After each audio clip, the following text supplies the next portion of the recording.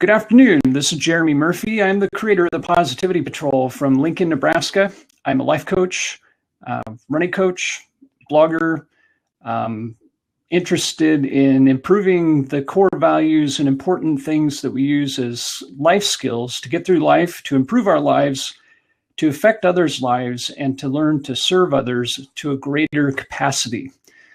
One thing with compassion, which is the topic today, I think sometimes we get in patterns where we become too selfish and we start thinking about our needs and putting those above the needs of others. And we forget that others are knocking on our door, asking for our help.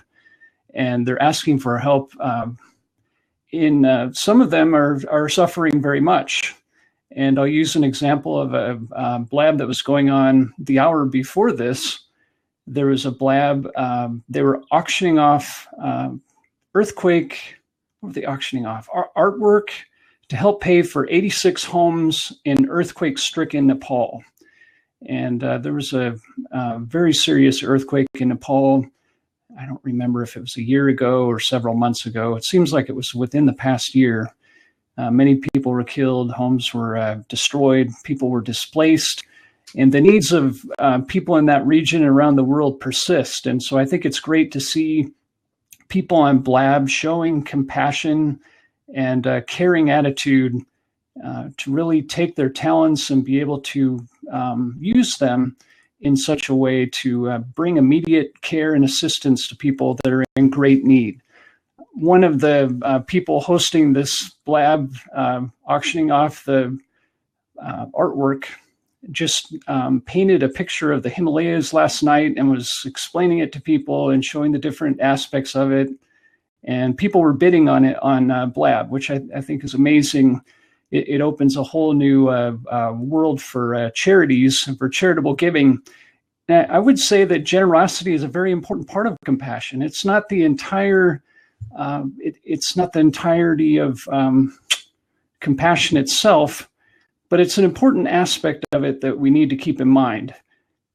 We all have been given great gifts. Some of them are gifts of inner wealth, but some of them are external wealth that I think we're asked to share with others to the greatest extent that we can. Some of what we have to do is figure out what our strengths, gifts, talents are, hone and finesse those to the best of our ability, and to share those with the world to the fullest capacity before our time runs out.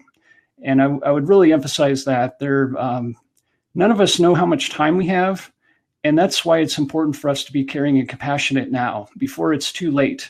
We can't have hearts of flint. We can't have hearts of stone. I think of the Grinch who stole Christmas. And I was trying to think of a better analogy, and I can't think of one. And the reason is, at the end of the story, the Grinch's heart grew, I believe it's 3 sizes. I was going to check how many sizes, but the Grinch had a tiny heart at the beginning and didn't understand what he was supposed to be doing, and was in his own world, and was not going to share any of the wealth with Whoville. In fact, he stole all the gifts back and then had to be persuaded to give them back to make amends and to demonstrate that his heart had grown beyond its current capacity to show, visually the movie shows that his heart grew beyond its boundaries. And I think that's an interesting image for us, because we think we have these limits that we place in ourselves. And I think when it comes down to it, if we look at the example of I look at the examples of my parents, my grandparents have just given without measure, without reservation in many cases, just constantly helping people in need, whether it's delivering meals to people next door who are ill, or people who are infirm, or helping people get to church on Sunday who can't walk or drive there, giving them a ride, or opening the door for someone that can't open the door by him or herself, helping someone so they don't slip in the ice or the snow. I mean, we have weather-stricken areas where that's going to be an issue. But I think for a lot of us, it's a time of charitable giving. People are looking at their tax picture and wanting to have the tax advantage of charitable giving. But I think it's more important to give from the heart, because your heart tells you that you should and that you can, and that it's good for us to let go of as much of our wealth as we can. The reality is anything we give comes back to us a hundredfold. That's what the Bible tells us. And the reality is it may come back to us to a much greater extent than that. I think if we give without measure, I think gifts do come back to us. And they may not always be material, but they may be gifts of the soul. And I think, a lot of times we just, it's a time of year where you have a lot of charitable requests, and you have to figure out how much you can give and how. And sometimes maybe you can't give money, but maybe you can help by in other ways, in donating your time, in donating extra clothes that you have. In what other ways can you help? You could. I talked about the time commitment, giving away clothes, giving other valuables that you don't need anymore. Some charities pick up your old electronics and things like that, and they might offer those to someone. There are food banks that are collecting food items this time of year. There are a lot of families that are at or near or below the poverty line and really struggling for financial assistance. And in a lot of cases, the food banks may be the best course for a lot of them to obtain the sustenance they need at a reasonable cost. There are families that need clothes this time of year. There are families that don't have coats and mittens and hats and boots. Things like that can be donated through charities and churches. But I really think of the example of my grandparents, my parents, just the heart-based compassion that they've demonstrated for others. We have a tradition in our family where we frequently have somebody over for dinner who's not a member of the family, who is a guest. Usually it's at least one person. And for many years, it was a gentleman with disabilities. He had a very big heart. He was a very kind person. Didn't have a lot of friends, didn't really have any place to go for Thanksgiving. And he happened to have gone to high school with my father. And so my father took him under his wing and tried to be his friend. He didn't really have any other friends or people he could trust. And, he lived a very austere life. He didn't have a lot of belongings or things like that. So when he got together with our family for Thanksgiving, it was an extremely special thing for him. For me, Thanksgiving time, I'm frequently sharing my gift of music. I don't get to play the piano or sing as much as I'd like to sometimes, but that's a time where I'm with my family and friends that might be with us at Thanksgiving, where I can share that and enhance that experience of Thanksgiving by giving that gift away. And I know my parents and siblings and this gentleman I told you about, he really enjoyed the music. It touched his heart. It touched his soul. I mean, there were times where he would just start bursting into tears, and you realize at that point that, that you've given a gift that is beyond maybe what you thought, and it touched him at a deeper level than you thought. And none of us really realize that we have the capacity to do that until and unless we start sharing those gifts to the greatest of our ability. It's not something we can hold off on. We can't procrastinate. None of us know how much time we have. We have to share compassion now. I think I think we're compelled to do that. I think it's a moral imperative that we do it. Because if we fail to do it, we're going to have a world that's adversarial. Everybody's going to have their fists up and fighting about everything. And that's just no way to live. I tried to live that way as and as an adversarial attorney for more than 20 years. And it just created all kinds of problems for me. I mean, it gets too hard to compartmentalize that type of lifestyle from the rest of your life. And I've realized that my parents and grandparents and siblings and my wife, my daughter have all taught me to be more compassionate and caring. And I think sometimes I might catch myself feeling like I'm not. And when that happens, I look at my wife's example, my daughter's example. Sometimes you see what children do, and the things they come up with to help for charity is just, they come up with spectacular ideas for fundraisers and things like that. And well, for example, our school, Cecilia's school that she attends, they had a contest to raise funds for Ghana.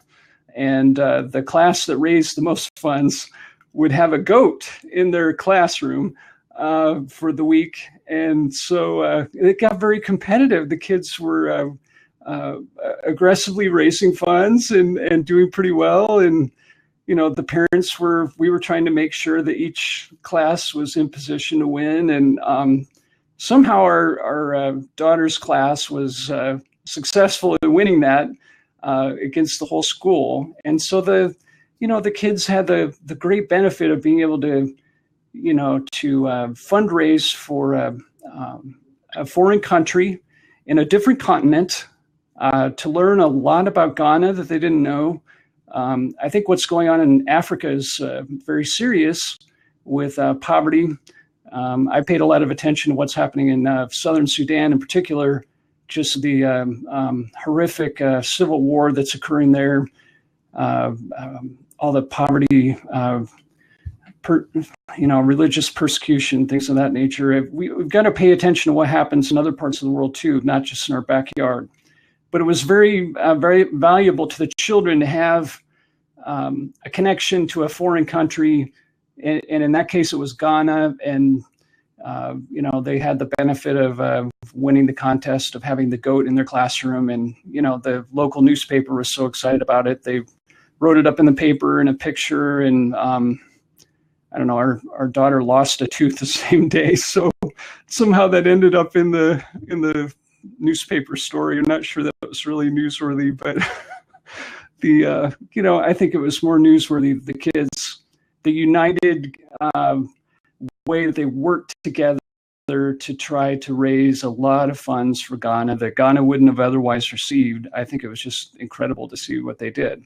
And I think we have opportunities like that where we're asked to give, sometimes we're asked to give way more than we can. And we have to find ways to give what we can financially, and maybe to give in other ways to give more of our gifts that might not be material. We need to remember that some of the wealth that we have is inner wealth. And that may be the most important type of wealth because that radiates and affects the rest of our lives. But I think for those of us that are given great gifts, much will be expected of us. And if we fail to use all our gifts, we're going to be accountable for that at the end of our lives. And compassion is an extraordinary gift that some people have great, boundless, it seems boundless amounts of compassion, and they radiate it with their heart. And you just see all kinds of people who remind you of Mother Teresa, for example, or someone of that nature, reaching out to the poor, completely changing the course of your life to affect as many people as you can save from poverty or from a path of, a lifestyle of, problems that you can help with or prevent. We don't have to reach out and help everybody at once. I think Mother Teresa reminded us it's enough to help one person at a time. If you can only help one person, help that person. I think it's useful to sometimes and maybe you want to do this if you're listening to this, if it's safe to close your eyes and think about who it is that needs your help right now. And you will find that at least one person will come to mind. Maybe you're going to have a list of 5 or 6 people that come to mind. It could be people you haven't heard from in a while. They could be people that you have heard from, but you're trying to figure out how to help them. And in some cases, maybe you're not the one to help them, but you can put them in touch with people that can help them with a referral or something like that.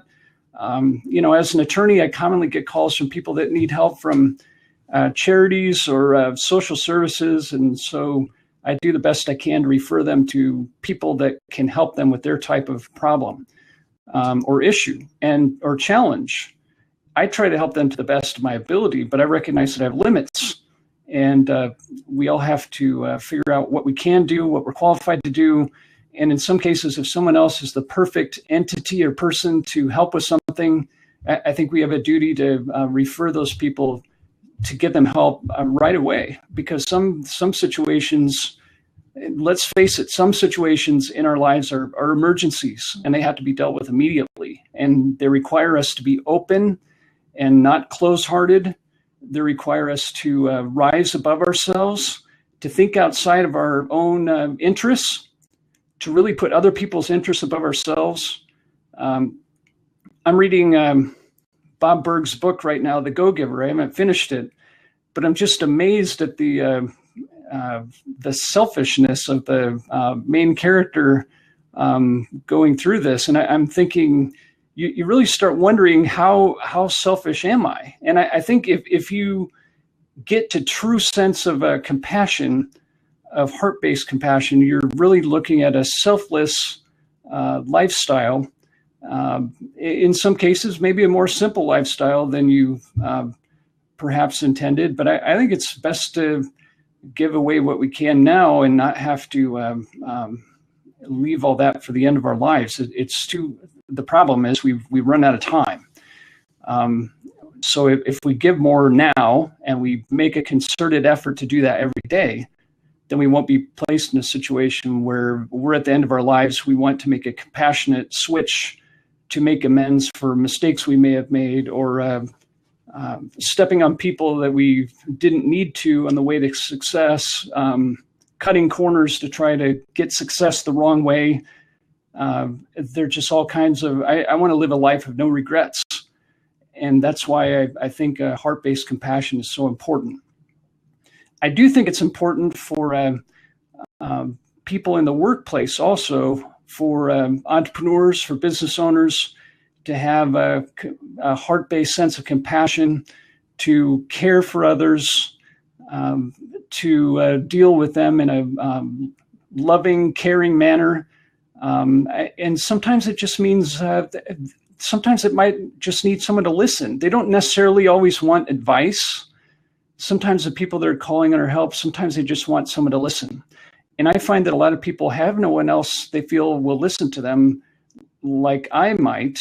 And so I try to listen and be quiet to allow them to go through or describe their situation and see if there's a way I can help them, or at least help them shift their perspective, look at things a different ways. Sometimes people get too negative and caught up with trying to get out of a poverty situation or avoiding foreclosure. I mean, there's just all kinds of perilous things that have been dealt with as an attorney, as a friend of people that have just gone through terrible broken relationships, terrible difficulties with family, communication difficulties.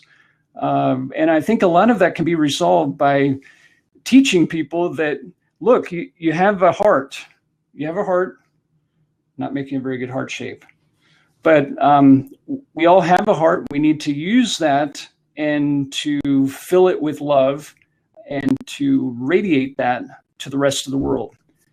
And if we fail to do that, then it's going to affect our relationships. So if we all live in this selfish mentality that we have to get ahead, we have to cut corners, we have to do whatever we can to achieve success, that's not the right way to achieve success. We have to take the ethical, compassionate, heart-based way of being successful, or it's not worth being successful. That's how I look at it.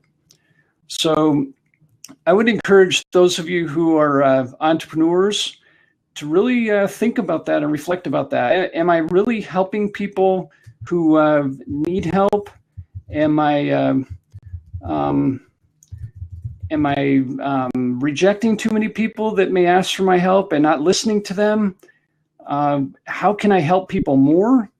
And maybe a lot of times at the end of the year, you might think of maybe one family who needs your help. And my wife, she works for a hospital pharmacy, and the pharmacy will adopt a family at the end of the year, and they will try to outfit that family with making sure they have adequate bedding, clothing, food, Christmas gifts for the family.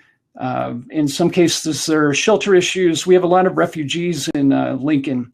It's a major refugee repatriation site.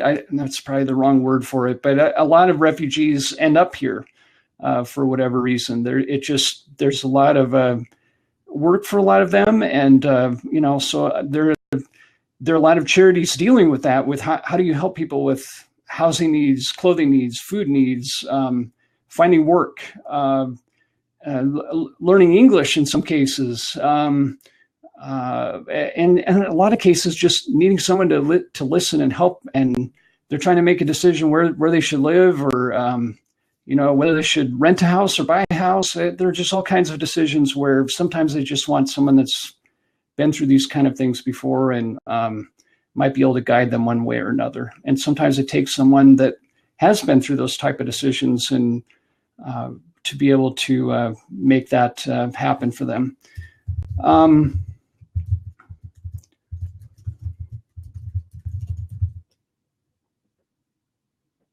So I'm going to change the topic briefly to heart-based entrepreneurship, and I'll change it back at the end here to the original one. But I want to put this on the table. This is a different dimension. I think a lot of entrepreneurs are just thinking about, how can I make a buck? How can I get ahead? How can I what's the shortcut to success? I don't want to do things the right way. I want to cut corners. I want to be unethical, and I don't care who gets in my way. It's the type of scenario we saw unfold in, it's been in countless movies and books. I think of the movie Wall Street is one that kind of exposed that kind of mentality and just showed how destructive it could be. But I think it's important for people to have that heart has to be a part of what we do. We have to, every customer, potential customer, anyone that connects with us, we have to show them love, respect, caring, openness. We got to put the judgment aside. I've left that behind. I have to admit that was difficult as a lawyer, but I've had to reduce my judgment to more of a prudential sense of judgment, of making correct decisions. And I think we can be too judgmental and turn a lot of people away that could really use our help.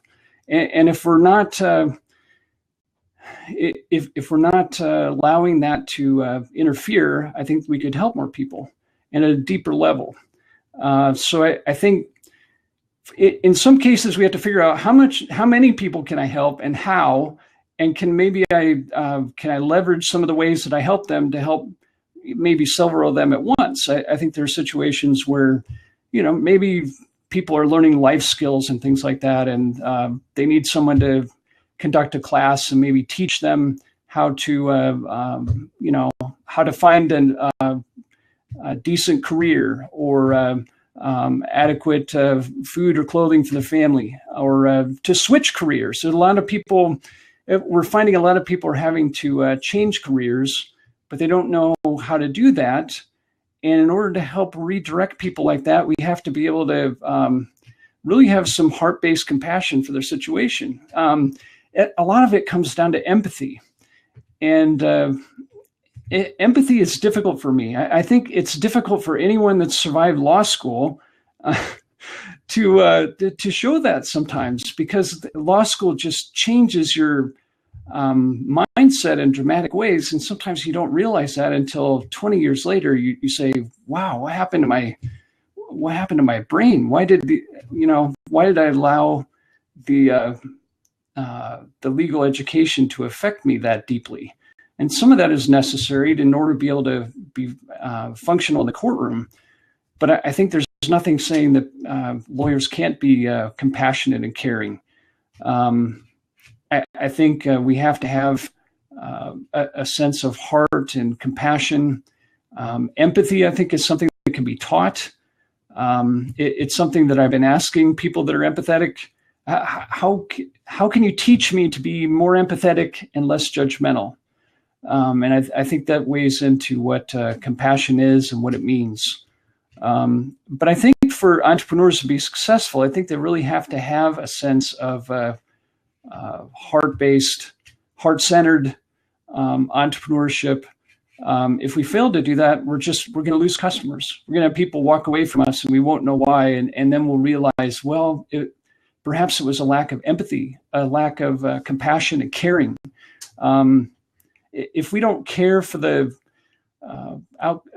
outcome of the lives of our fellow men and women that we encounter, children also that we encounter in our lives, we're just not going to get anywhere.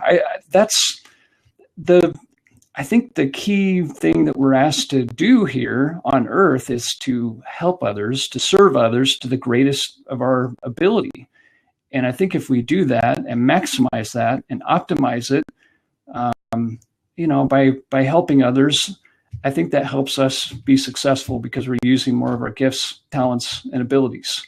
So I don't know that, I think some people talk about heart-based compassion in the workplace and they kind of do it on a basic level, and they'll put it, it's not as easy as putting a heart sticker on the outside of your business and saying, oh, look, I have a heart. I mean, you have to do this at a deep level. You have to do it at the heart level, the soul level. Your mind has to reflect it. The way you handle people with customer care has to be dealt with in a heart-based, compassionate manner. I mean, we really have to engage people and interact with them and care about them at a deep level. And if we fail to do that, then we're failing in being able to show them the compassionate, caring attitude and spirit that they're entitled to as customers, potential customers, or anyone who crosses our path. We should show that degree of compassion, because we never know, those people may be the people we're intended to help, and we may be the only one that can pull them out of the messes and challenges that they face in life. We may be the people intended to help them. We don't know who is intended to help people that struggle until we run into them and encounter them in some cases. And sometimes it takes a conversation. It takes a serious conversation to figure out, where are you? What direction are you going? Do you want to go a different direction? If so, how can I help you? And I think that's something that we as life coaches can really help people with, is to help people do the deep dive in their life, analyze it in a respectful, caring way, and with a compassionate eye, look at how these people were helping, how they're gifted, where their gifts and talents and abilities lie. And in some cases, we might be called upon to identify some of those and help them move down a different path. I've benefited a lot just by having a life coach in the past who helped move me towards the coaching path that I'm on now. And that was very valuable to have that type of insight. And also a wealth coach that I had finally sat me down and said, look, you need to look at where you're going. You have this interest in coaching. I think you have the talent to do this. I think you really should do this. You're putting it off, and you're putting it off for no reason. You have it on the back burner, and you need to set that aside. And she said, think of all the people that you could help. You have all these people asking for your help already, and you're continuing to leave it on the back burner. So it was the caring, compassionate attitude of those two coaches that I had to help redirect me to this path, to help me see and give me the awareness I needed to see that that's something that I wanted to pursue, and that I could help more people by doing that. They're just not every attorney belongs in the courtroom. And sometimes people find themselves, we're going to find more people with job changes in the workplace. And that's why heart-based entrepreneurship is so important, because with job changes comes, there's a chaotic shift for some people. It's a very difficult challenge to change careers. And some of those people find themselves being self-employed entrepreneurs or entrepreneurs in a small business, and are going to be faced with this decision of what is really at my foundation. What are my foundational core values? And I think it's extremely important that compassion be one of those primary core values. Without it, I don't think a business is going to survive, not at a meaningful level. And we really need to have a heart and a mindset of openness, listening to others, helping others to the best of our ability. There is an intersection with intuition here, and I don't want to make this a major issue, but I think sometimes we have to reflect and think about what is my inner voice telling me to do that could compassionately help someone improve their life. And if we get signs like that, let's say we're asked by, if you're an entrepreneur, you're asked to give to a charity, and your inner voice tells you that you should do it. And I think we need to listen to that. We're going to have that type of intuition sometimes with customers and people that cross our paths, prospective clients and customers, or people that might ask for help as, on a volunteer level.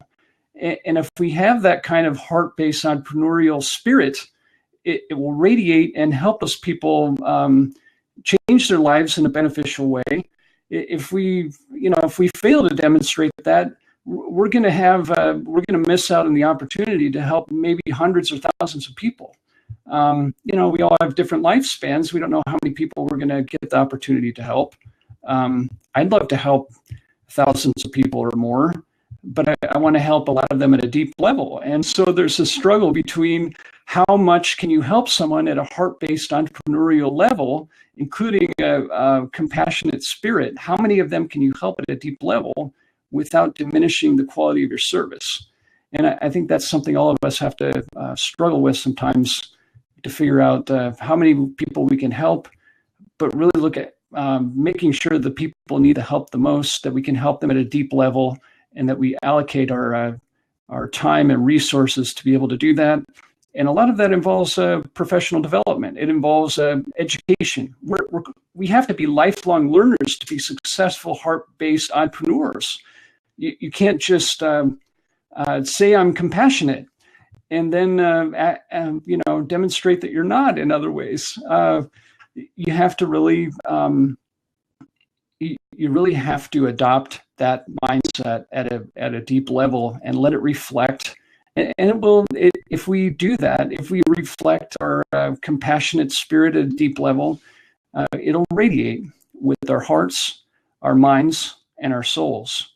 So I do want to welcome Rachel and Kyle were here, and I unfortunately didn't greet them before they left. But I'm trying to cover material also. It's challenging to greet everybody while you're covering material without having a co-host in the chair to assist you. And that's a reminder that one part of heart-based entrepreneurship might be to make sure that you have enough people to help provide the level of service that you desire. Some people might need, for example, sometimes people might need more than one coach for something. They might need coaches in different dimensions. I mean, I had a life coach and a wealth coach as recently as within the past year. I'm not working with the life coach anymore. The wealth coach is still giving me periodic free help and all that, but but at this point I'm steering my own ship. So I'm trying to find ways to figure out how to serve people at a deep level, to deliver services in a way that they will benefit from them, but also trying to figure out, how can I deliver that best? How do you decide who needs the help the most? And how do you show that compassion? I think sometimes you can show it in the way you act, the way you interact, the way you talk on the phone, the way you can personalize it. I think we have to treat people with a human-to-human respect. We're all members of the human race. We have to treat people like that. And I think we've gotten away from that. We get in these clusters or cliques and think that we have to only stick with our crowd, and we miss out on a lot if we do that, and we don't get the benefit of different viewpoints. I think that's really one of the benefits of Blab. You get just a vast array of different viewpoints on things, and it just enriches your life experience to the point that you have a deeper base to work from when you're helping people, and it makes it more likely that you can help more people if you do have that diversity of knowledge, experience, and understanding based on listening to people at a deep level. Even if you disagree with them strongly, you're going to still learn something. Every person on earth can teach us something. Sometimes we might have to sift to find what that something is, or we might have to think about it or reflect upon it. But I think everybody has a capacity to teach us something. And we have to have our heart open, our mind open, our ears open, and really listen, absorb what each person can tell us, and to bring that into our the way that we operate as heart-based entrepreneurs. So I think that is all I have to say about the heart-based entrepreneurial part of this. So I'm going to change the topic back to the original one, so I do not forget to do that. Otherwise, it causes all kinds of problems, and we don't want to go there. Okay, there's the original topic. It's back to the original topic. So at this point, I want to urge all of you to adopt compassion as an important part of your lifestyle, to use it in your personal interactions. It's really important with this week. We're going into Thanksgiving week in the United States. And there are going to be some difficult conversations around the table. I find when we gather with family members, sometimes we have intense disagreements over different things. And as someone with 6 younger siblings, there are just all kinds of disagreements. I mean, even over what food should be served and things like that. And that type of thing is just silly. I mean, we have to agree on what's on the table ultimately. Fortunately, we're working that out with a Google document right now, a joint Google document. But I think it's important to have a compassionate, loving spirit with your friends and family, to really show that not just this week, but to show it every day. We have to radiate love and compassion and caring to everyone.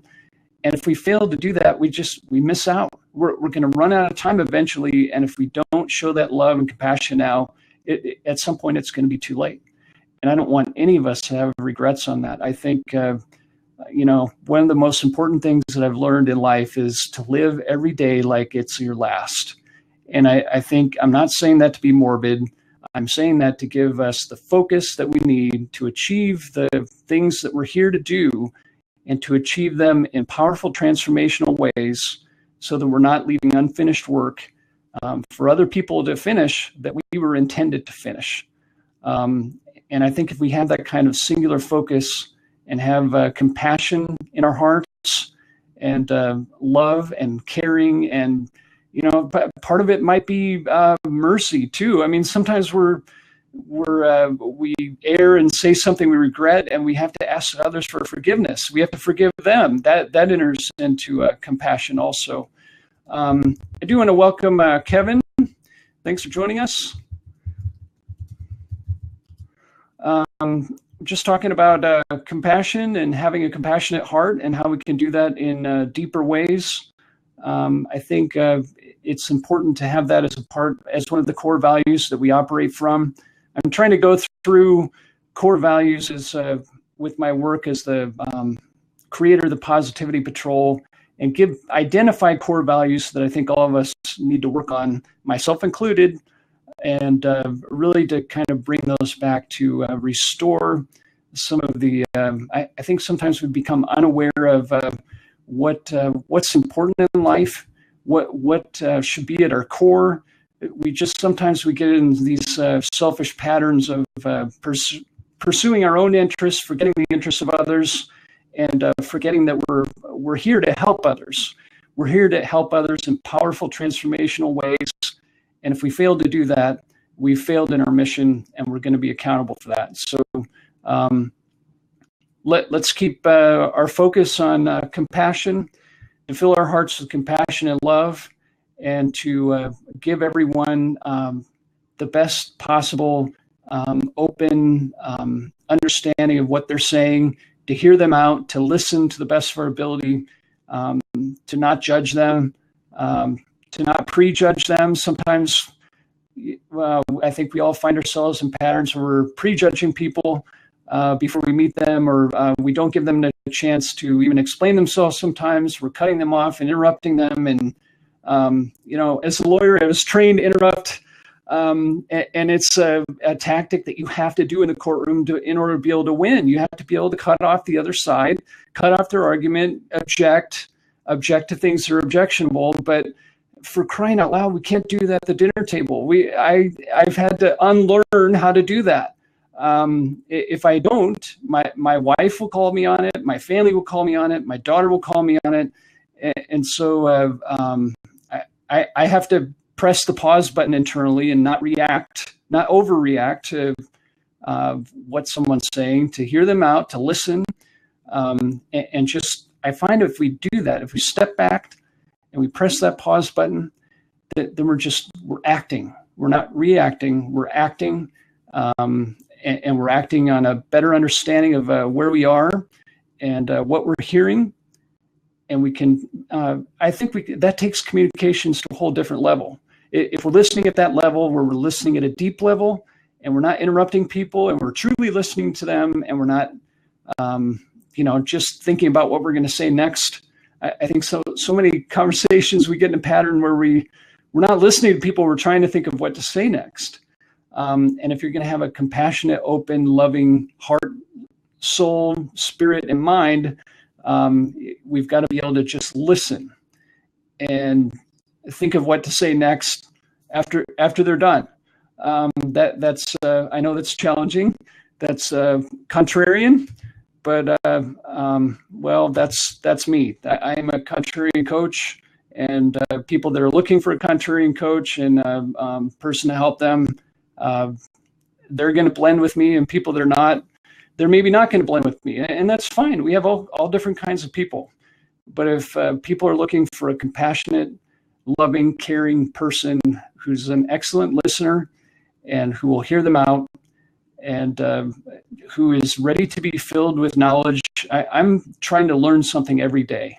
And that's challenging because sometimes we all have moments where we feel tired. We don't want to learn. We put up walls or barriers. We feel that we've just had enough. We get frustrated. We want to break. But life is too short to not learn something every day. The thing we learn today or tomorrow could be the most powerful thing we learn in our entire lives. We don't know when the most powerful nugget of knowledge is going to be delivered, or by whom, or how. And that's why that openness, that loving, caring spirit of compassion is so important, because it gives us the openness to soak up the most important knowledge that we can possibly gain, to share it with others in a meaningful way, whether it's through listening, speaking, writing.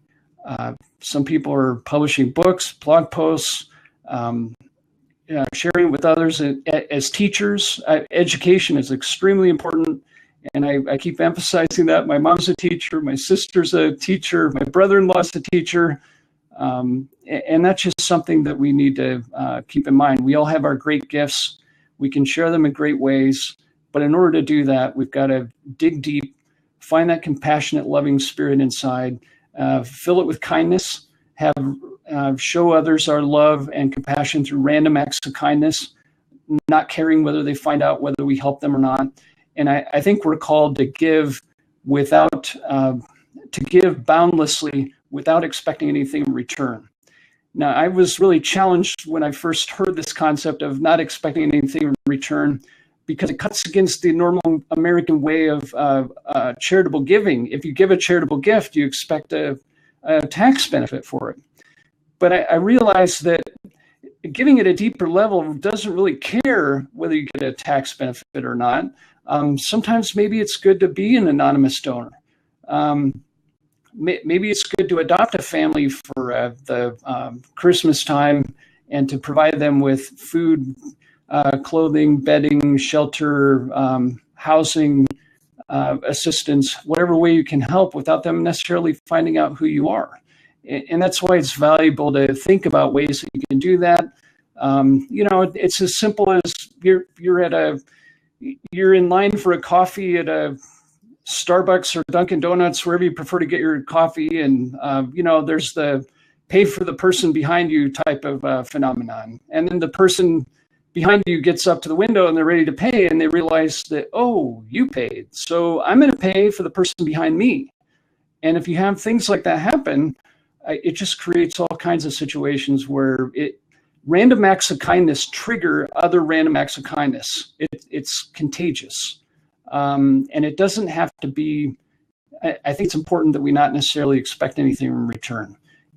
Charitable giving on your taxes, we've got to set that aside from this discussion. This is talking about compassion and giving at a deeper level, and not caring whether the person can help you repay you in any way.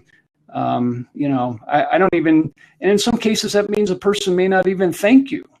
And that's fine. I think people who are in crisis, who are in emergency situations, it's very likely they may never thank you. They may thank you 20 years from now, might be the soonest that they actually thank you. They may not thank you ever.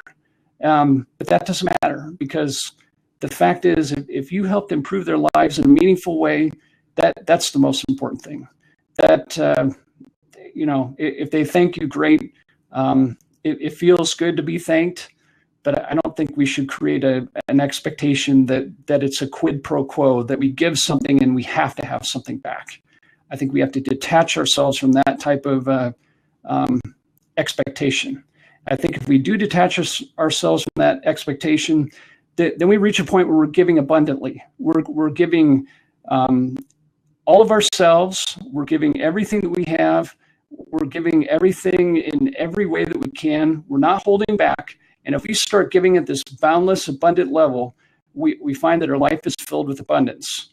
And, if we operate from a situation of scarcity ourselves, it's hard to help other people who have needs, who are trying to become abundant also. So I think it's important not only to live abundantly, to share abundantly, to care abundantly, but to help other people do that as well. So this is Jeremy Murphy. I am a life coach, creator of the Positivity Patrol. You can find my Positivity Patrol website at positivitypatrol.com. I'll put that in the chat for anyone who might be interested. I am writing a book called The Positivity Patrol, and I'm on chapter 3 right now. It's a 10-chapter book. I'm hoping to get through that in the next several months and hopefully get that published. But I'm going to be delivering some important lessons on how people can help their lives through using positivity in dealing with different situations in life. And compassion is a topic that I think we may revisit. I think there are all kinds of respects that I've just barely touched on today, the tip of the iceberg. For example, the heart-based entrepreneurship. I think there's going to be a lot of discussion about that on Blab in the near future.